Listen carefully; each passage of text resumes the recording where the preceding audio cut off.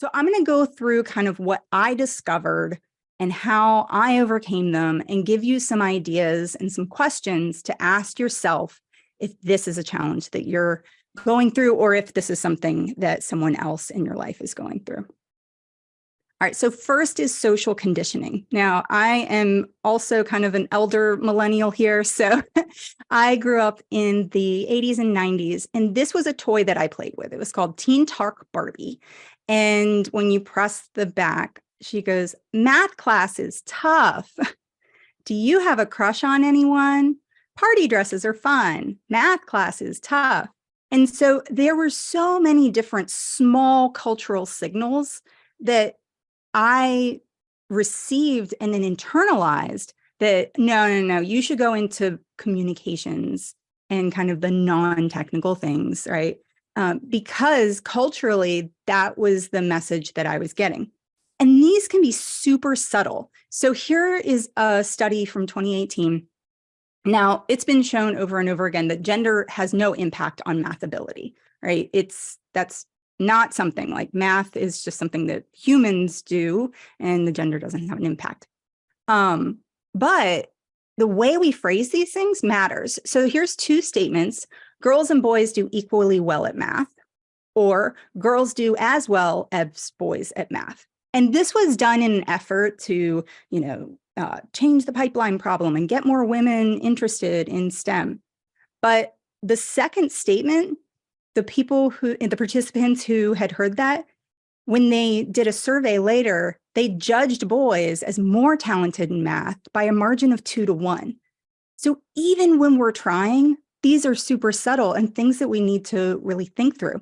So for me, it was, what are the internalized beliefs that I need to re-examine in order to feel comfortable calling myself technical? And this math one was a big deal. I remember in third grade, someone came to me and said, "Oh, you can't, do math." And my grades went from A's to C's because I just really internalized a lot of these things. So thinking about your culture, thinking about, your family, thinking about all of these things that, developed your identity. And then what are the ones that you need to look at and go, does the evidence line up here? Next was my fixed mindset. And I heard this talked about. And I really did believe that I just couldn't change. I thought that I was born with inherent abilities, and the fixed mindset, it's Carol Dweck's work, where, the idea of a fixed mindset is that you believe that your abilities are innate, they're set in stone, they can't change. And a growth mindset is the power of yet. It's belief that you can grow and change. You are capable of learning new skills. It's going to be hard. It's going to take work. However, you have grown and learned new things before. So believing that you can do something new rather than getting entrenched in what you already know.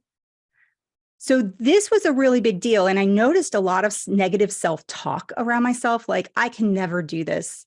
And then I would reframe it. I would kind of look at those little things and go, yet. And that was kind of a little hack I did, where anytime I caught myself with negative self-talk, I would go, what, yet? And that over time really, really did work. So for you, if you're struggling with kind of this fixed mindset, where can you apply that power of yet? Where is it that you're struggling, where you feel like, I just can't do this? And it could be that it's just flat out hard, right? It's hard for everyone. But where can you apply that power of yet and recognize that you have grown before? And so where can you grow again? Now, perfectionism. This was a real challenge for me and continues to be. And what's interesting is the research from the fixed mindset, growth mindset, is that having a fixed mindset can lead strongly to perfectionism. So if you have a fixed mindset, you can very easily slip into perfectionism, especially if you care very much about what the external signals that you're getting. And I thought perfectionism was good. For the longest time, I used it as a motivation tool. So I would say things like, I'm not type A, I'm type A plus to my clients. And I would stay up and I would work really late and I would obsess over every single detail. But it wasn't until about 2012 that I really learned that Perfectionism is rooted in shame. And shame is the fear of losing community. It's the fear of not being enough. It's the fear of not having love and belonging. And it's the feeling that if I do everything perfect, then I will deserve love. Then people will like me. And the opposite of shame,